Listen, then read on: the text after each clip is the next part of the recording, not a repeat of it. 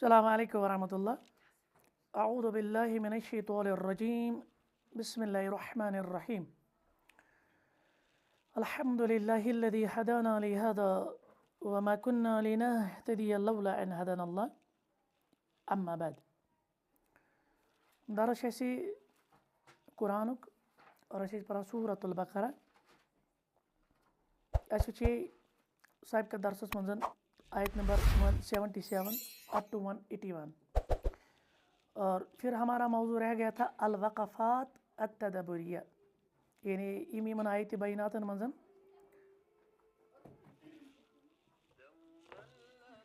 गौर फिक्री क्या पहलू से वन से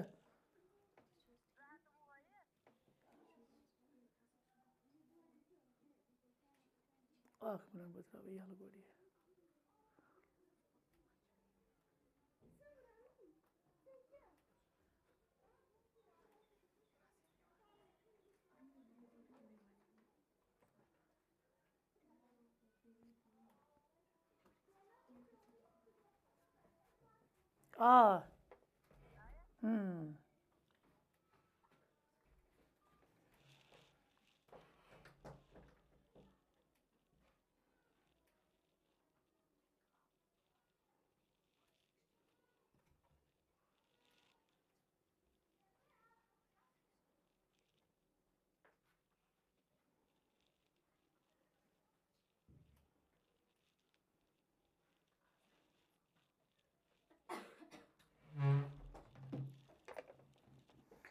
अल-वक़फ़ात अत-तदब्बुरिया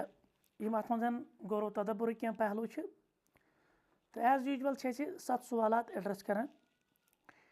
गोडनुक सवाल करान शेख ज़िक्र दपन अस्सवाल फिल आयति इहतिमामु बिल अवलवियात। यसे आयत है ना वआतल माल अला हुब्बिही ज़विल क़ुरबा वल यतामा वल मसाकीन वब्नस सबील वस्साइलीन व फिर रिक़ाब। यानी मालुक मोहब्बत आसन बावजूद यम खर्च करान रिश्तेदारन मज, यतीमन पे, मसाकीन पे, मुसाफिरन पे और बे मंगन वालन पे और बेगारदन यानी गुलाम आज़ाद करने वालन पे। तो कहते हैं कि इस आयत में है अल एहतिमाम बिल अवलवियात। अवलवियात कहते हैं जिसको हम अंग्रेजी में कह सकते हैं प्रियोरिटी, ठीक। उर्दू में कहते हैं तरजीहात। जैसे आपके पास 3-4 काम होते हैं पचु तुम दपा इम्पॉर्टेंट वन कस गोड, अगरचे बाकी तश मगर गोड तुम मुकदम कत चीज़स करान इम्पॉर्टेंट वन, तरजीह कत दिवान प्रियोरिटी कत दिवान यस अहम आसि सारे खुद। दपान यत आयत बैनस मज हसा आव अवलवियातन हुंद तज़किर, यानी वबिल अहमी फल मुहिम। इस गोडनेथन इम्पॉर्टेंट आसि गोड सु पत तम खुद लेस इम्पॉर्टेंट पत तम खुद लेस इम्पॉर्टेंट पत तम खुद क्या सु क्या पड़ा ज़रा मुझे बताया। अत ना माल कर खर्च गोडनिकिस नंबर पे कम आई ज़विल क़ुरबा रिश्तेदार अवलवियात यह तरजीह। वह वन शेख क्या अत मज क्या हेचान और बे यह बड़ प्रॉब्लम तैसे कि हमें फिक अवलवियात नहीं है। अच्छन पई अच्छन प्रियोरिटी आसान सान कामन अच्छन तरजीहात आसान। तो कहते हैं कि ज़विल क़ुरबा इसमें मुकदम जो किया गया सारे खुद गोडनुक यम सुन तज़किर आव कि अमिस पे करो खर्च तिम कम गई रिश्तेदार। वमा बादहु तरतीबुन बित्तक़दीम और यम अम पतन आय ना तम आय तमे एतबार तमे तरतीब एतबार अख आव अकिस पे मुकदम कर सह क्या अल अहम फल अहम, यानी गोड़ इम्पॉर्टेंट वन पता तम खुद लेस इम्पॉर्टेंट तम खुद कम वल अफजल। हाँ ठीक। लिअन्न सदक़ह अलल क़राबति या अलल क़िराबा सदक़तुन वसिलतुन। तिकाज ये इंसान रिश्तेदारस पे ना पोंस खर्च करान अमिस डबल सवाब डबल अजर। अख सदक़ करनुक अजर बेचुस अम थो रिश्ते जुड़ित। क्योंकि अक्सर लोग जब कोई रिश्तेदार उनमें से गरीब होता है, फ़कीर होता है, नादार होता है तम तमिस पर रिश्ते चाटान अच्छन कथ मदद करना गो मदद कर पन्निस रिश्तेदारस गोड प्रियोरिटी अम से तथ मज दी अल्लाह ताला दया एतबार अजर। अम थो क़िराबा वसिला, ठीक। और अम थो ये मुतसिल ये रिश्ते रूद कंटिन्यू बिखिलाफि मन बादहुम या मिन बादिहिम। अम पतन इन वल गोडनेथ मुकदम कर ज़विल क़ुरबा सुम्मल यतामा अम पत कम आई मुकदम कर यतीम आय ना लिसिगरिहिम क्या तिकाज यतीम कस वनान युस नाबालिग आसि बे मरस मोल तमिस क्या वनान यतीम गो यह आसान बिचोर इस लकुड़ बच यतीम आसि ठीक यह क्या आसान वहाज यतीम यह आसान ज़रूरतमंद अमिस कुछ कर कफालत यह हेके पान जीनित कहें तो ये मसला है सुम्मल मसाकीन त्रेमिस नंबर पे कम आया मसाकीन यानी फुकरा लिल हाजत खासा क्या सोसाइटी मज downtrodden wretched of the earth तो पत्थर पेमुत इन अत रोड कर वपन सबील अल गरीब और अम पतन गो मुसाफिर अल गरीब गरीब अगर यहाँ पे अरबी में लेंगे ना तो अरबी में गरीब किसको कहते हैं अजनबी को लेकिन कुछ ने कहा वकीला ज़ईफ़ किसी ने कहा कमज़ोर होगा मुसाफिर माली लिहाज से कमज़ोर होगा या अजनबी होगा इसको ज़रूरत पड़ेगी वस्साइलीन इसी तरह से मांगने वाले जो भी आपके दरवाजे पे आते हैं हाजत में लगती है आपको उनको दे दीजिए वइन कानून गैर मोहताजिन अगरचे वो मोहताज भी नहीं होंगे कभी कभार कोई कुछ ना कौन सा दिमाग का एतबार है सुने उसने पत मोहताजी मे गो ज़ाई गो फिर उसको सज़ा उसको है वईद तमिस आमत बगैर हाजत आसे मंगान अल्लाह ताला कर तमिस मतलब तम सो शक्ल आमत या तथा खौफनाक तम अल्फाज आमत तो उस हालत में उठाया जाएगा क्योंकि ये मोहताज नहीं था लेकिन इसने सिर्फ अपनी दुनिया चमकाने के लिए मोहताजी दिखाई और इसको अमिस पर खर्च अम दूंगा लेकिन आपको गुनाह नहीं है अगर आपने किसी ऐसे शख्स को दिया जो उसका मोहताज और अच्छे से मारूफ हदीस या सही बुखारी मज ये तो शख्स नान रोज अन गज मन दोपन बह कर सदका ये गोडनिक दितुन तम दितुन चोर सह अमे इलाकू बड़ बार डाकू तम दितुन तमसी डाकू तमिस पता ये पत् सूचन पन्ने जाए लुको कर कथ रात कम ये पे गोमुत सह फलान डाकुन निमुत तो फिर उसने फिर से सोचा कि मैं फिर से सदका करूँ दमिस नंबर पे अकिस बदकार खातून इस प्रोस्टिट्यूट सेंटर चलावान ठीक तो जिसम फरोशी कर और इसी तरह से तीसरे नंबर पे फिर एक मालदार को दिया सो बोड़ बार सरमादार तम दितुन तमसी सो हील अन गट मज मामला चीज पे वो हदीस मज नुकात नान कि यह नियतस पे ये तीनों हाजत में नहीं थे बल्कि उलमा ने उसमें बहुत सारे नुक्ते भी निकाले दोपन यह क्या दित अमिस डाकुस मुमकिन डाकुस गई एहसास कि हलाल तरीका अगर बस मे क्या जरूरत थप दी अमिस बदकार खातून तह गई एहसास कि अगर मैं अल्लाह ताला हलाल तरीके सोज ये रिजिक मे क्या जरूरत चीज़ फरोशी कर इसी तरह से अमीरस अमिस खतर यह जिल्लत कि वे रपन सोचमुत माल तुम खर्च करान लेकिन चे रोट ये हिकमत लेकिन बहरहाल इसे पता चला कि देने वाले की नीयत जो थी ना वो दुरुस्ती थी अगरचे वो सही महल में वो माल खर्च नहीं हुआ लेकिन अजर मिलेगा अम पे दम सवाल कर शेख जिक्र दपा उज़कुर शैअन मिन अस्सुवर इताउल माल अला हुब्बि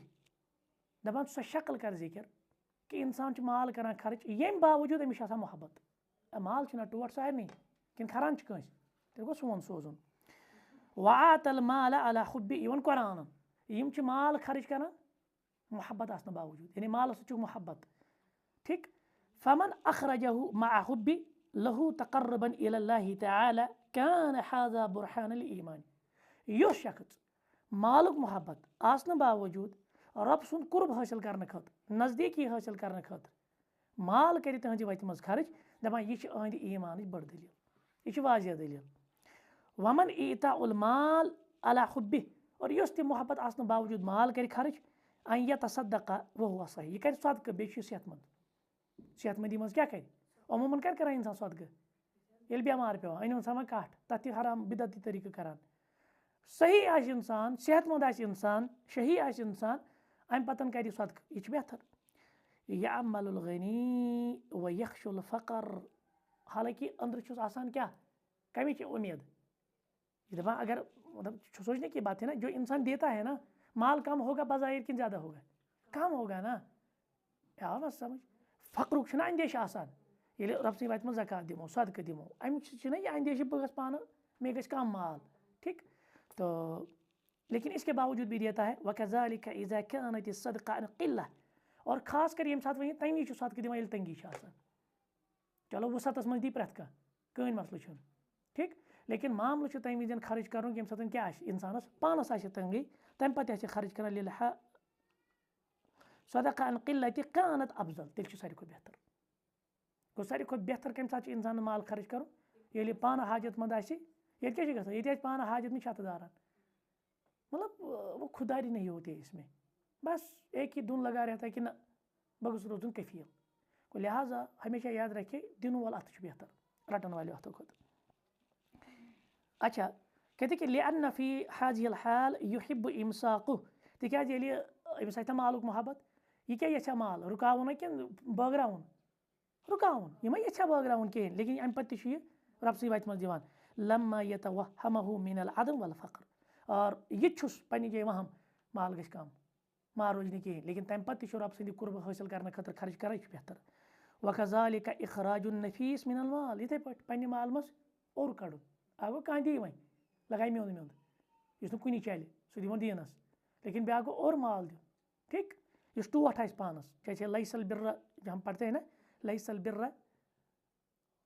क्या है वो आयत लन तनाल अफवन लैसल बिर्रा नहीं है लन तनालुल बिर्रा हत्ता तुनफिकू मिम्मा तुहिब्बून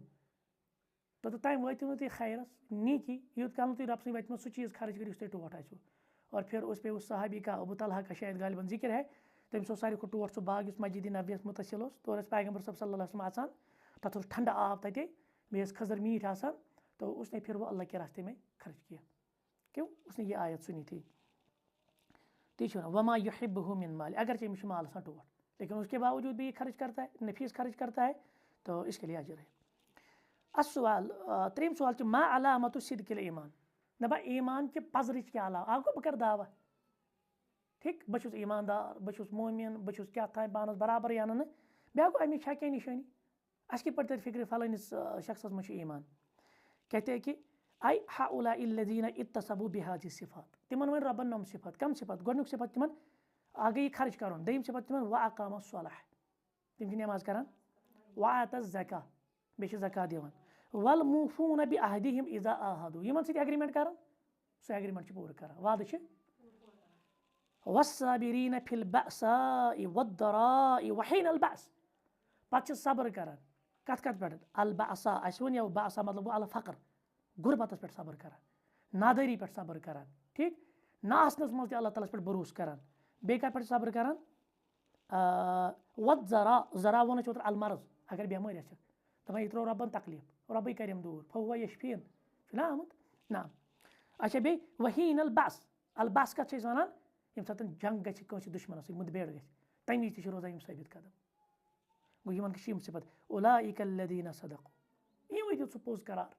यमो कोर पन वाद पूर ठीक व उलाइका हुमुल मुत्तक़ून और यम रबस हकीकी खोस वन वो यमन मज यम सिफत आसन तो अल्लज़ीना सदक़ू फी ईमानिहिम तिम पन्निस ईमानस मज पज़ कहवट क्या अकीदा पत कहवट मामलात। अब आप देखिए आज के हालात में तो इनमें बहुत कम पाया जाता है लिअन्नहुम हक़्क़ुल ईमान अल क़ल्बी बिल अक़वाल वल अफ़आल तिकाज उस ईमानुक मुतहक़्क़ गछुन छना अक़वालो सत अफ़आलो सत कर यमो पूर ठीक आगो मानुन बे गो पत पज़ पे अमलन अंदर आनुन तो वो चीज़ें है फ़हाउलाइ हुमुल्लज़ीना सदक़ू यमो यमो पन सह पोज यानी यमो कोरमुत तह कोर पोज यमो व उलाइका हुमुल मुत्तक़ून और यम परहेज़गार लिअन्नहुम इत्तक़ुल महारिम तिकाज यम रूद हराम करदा उमूर नश दूर व फ़अलू अत्ताअत और यमो कर कम कामि इताअत कामि फरमा बरदारी हज़ कामि दीन ची कामि। तो इसके बाद चौथा सवाल है हल ततफ़ावतु दर्जातु सब्र क्या सब्र करनस तह पान वन लेवल्स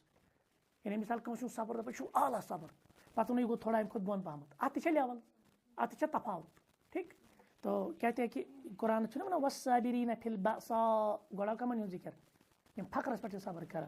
वद्दरा मर्जस पे सब्र कर वहीनल बअस जंगस मज सब्र कर गो कोर ना रबन स्टेपन मन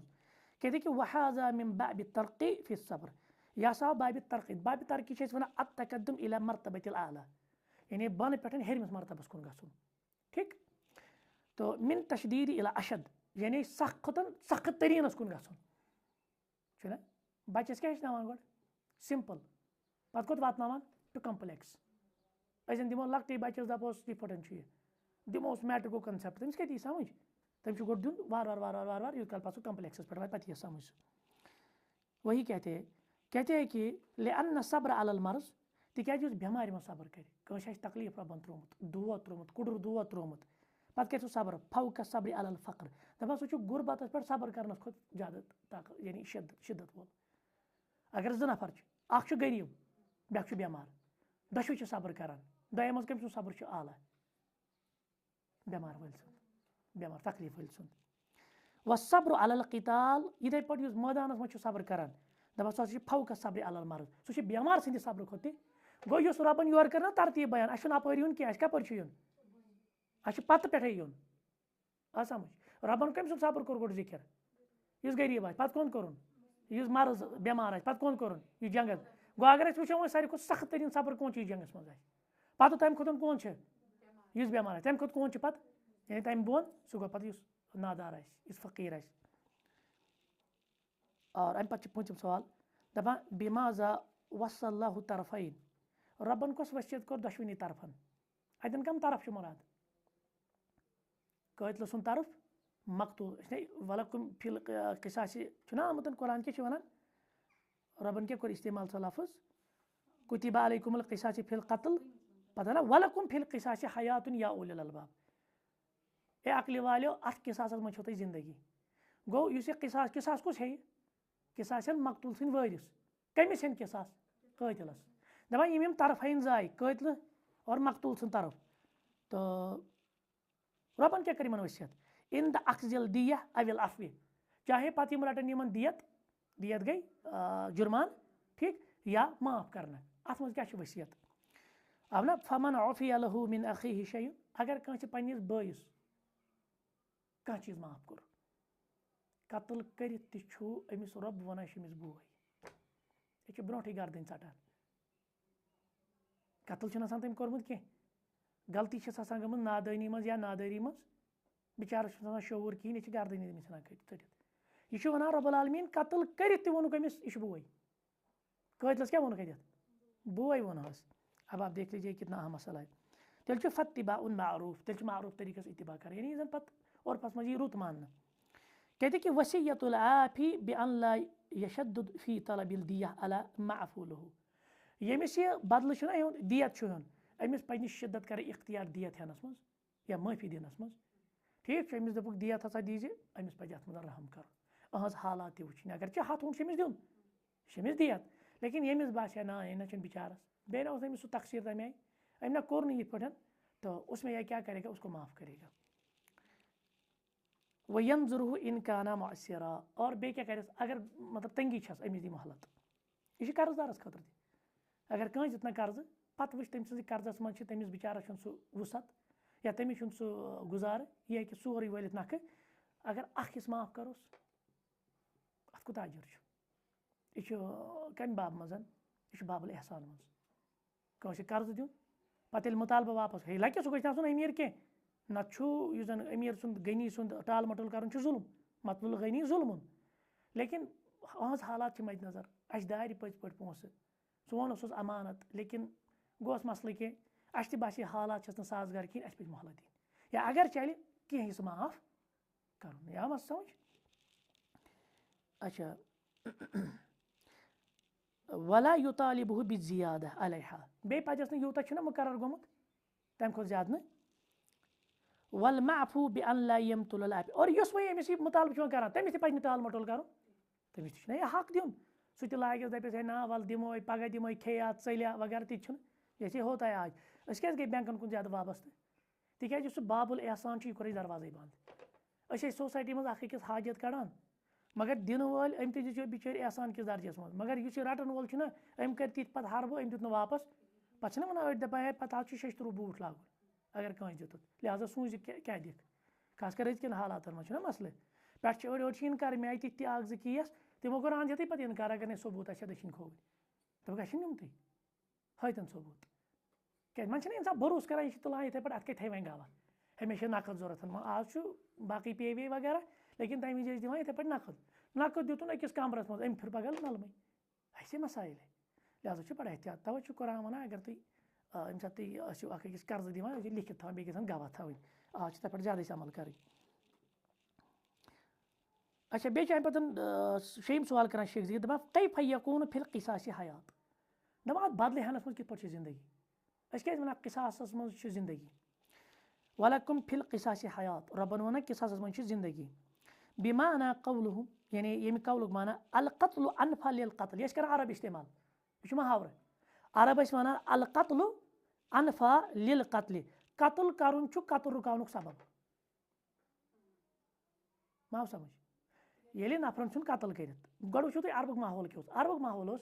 अगर अलिफन करो ना बा कत्ल बा सद वारिस अलिफ सन्दस सरसी खानदानस पे कत्ल कर अत कत कत्ल ग ना हक यम कबील किस कबील सना कत्ल कर रबन दोप ना येम का अलहुर बिलहुर अगर आजाद आजाद वाला आब्दु बिल आब्द ठीक है इथे पे मुजक्कर मुजक्कर मोनस मोनस नफर गो ये तुम कत्ल करो ना अमे क्या कत्ल रुक पान यानी बाकी ना हक ग कत्ल तम ग वह आई इन अल किसास यरदा उन्नास अन कत्ल यह रुकाय पत लुकन कत्ल निशन वकील दपान ब्या माना गो अलमाना अन अल किसास अकल कत्ला यह कर कामत यह कर जैसे आज भी हम देखते हैं अगर कैपिटल पनिशमेंट गई लागू जराइम रुकन किन बड़न कैपिटल पनिशमेंट से समझ नहीं मैं इस्लामन चून अगर चूर अथ चटोस अगर बदकारी कन लगावस रजम कर अगर इथे पे ना कत्ल कोर वापस कर कत्ल यम ना कैपिटल पनिशमेंट्स अगर यम गसन सोसाइटी मज बड़न जराइम किन कम गसन आम समझ तो लिअन्नहु कत्लुन वाहिदुन बिवाहिद और बे वो शरीयतन ये किसासस मन अख नफर कर कत्ल गई ना पाने कत्ल कम दपान बिखिलाफ मा कान फी जाहिलिया तिक जमाना जहालत मज क्या गसान मनिक तताला कबीलत अल कातिल यम कातिलन यानी तम कर पे कातिल सोरे कबीला कत्ल वल मकतुल हत्ता यक्तुल बिसबब ज़ालिकल जमा कातिलन करो कत्ल हम छना पे अमिस कातिल सुन सोरे यह कबील खत्म कर लिहाजा यह कत्ल रुकावन खतर यह ना हक ज्यादा खून खराब करने खतर शरीयतन ओन अकिस कत्लस कत्ल सतम तो आखिरी सवाल हुस्नुल इख्तियार नाजिर अलल वसीय्यह अमरुन फी गायतिल अहमिय्यह दपान यम शख्सन वसीयत कर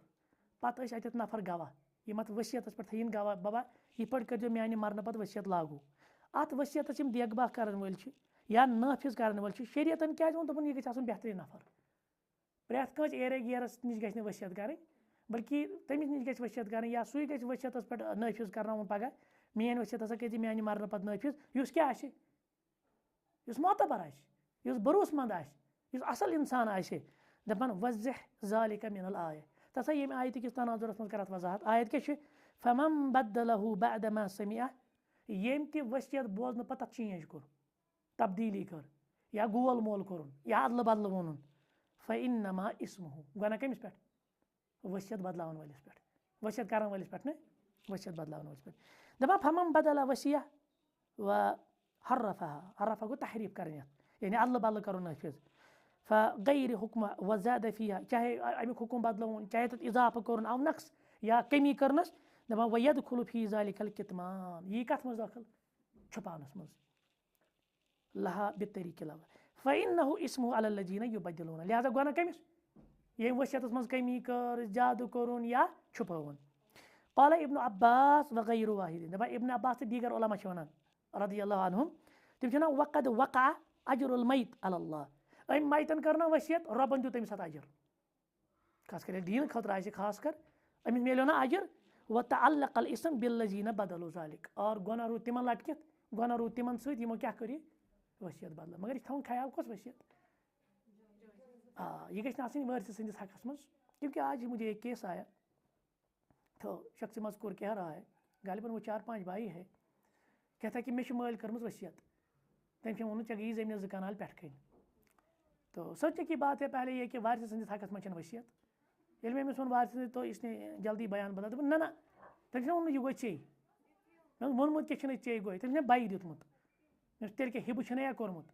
दपन लिखित दितमुत कागजस मे लिखित हिब दपन तथ बाई कर वह क्या मसल दपन 2 मानान या 3 मानान 2 मानान कहें अति चोलस नीरत और मे दितमुत पोसो और दित मल अस ना बगरत मे चे तथ कह सबूता वबूता बगरत और हेतमुत और मल हेतमुत तो यानी गोल मोल लोग बयान करते हैं कुन पे दीना मौली सब मेस हकस मज फतवा तो बह कर हमन पे क्लेम बह दपा वह शरीयत बहरहाल तथ अगर कानूनी कार्रवाई ती गई सोचने की बात है गोडनुक चीज़ मल सुन ती गलत हालांकि हम वो अहादीस पढ़ाते भी है पढ़ते भी है कि यह हेक जुल्म कर औलादन सत ये पे वो शख्स एक था गालिबन उसका नाम क्या था मुझे याद नहीं आ रहा है इस वक्त वारे लट पढ़नोमुत तो तम कोर अकिस नेचर सन्दस बशीर नौमान का बाप सैदना नौमान बिन बशीर था तम कोर नौमान सन्दस हकस मज क्या गुलाम आज़ाद या बाग तो फिर अल्लाह के रसूल अलैहिस्सलाम को कहा गवाह रहे आप, तो उनने क्या कहा, बस रोजान जुल्मस पे गवाह सब इल्ला कि पत उलमा की सूरत कजम यह हराम हर हालस मज हिब हे कर वारिस क्या कि यह मुवारिस क्या कि वारिस हकस मज कर हिब, यानी मिसाल कंस नेची कर तिस खदमत ठीक, या यह रूद जिंदगी भर साथ, या लज खखर बिचारस अहदिस नावस पे करी हिब, तथ गिफ्ट ये वन या कि उलमा वो ये सूरत मज हे कर तिज अगर मिसाल कह बेमार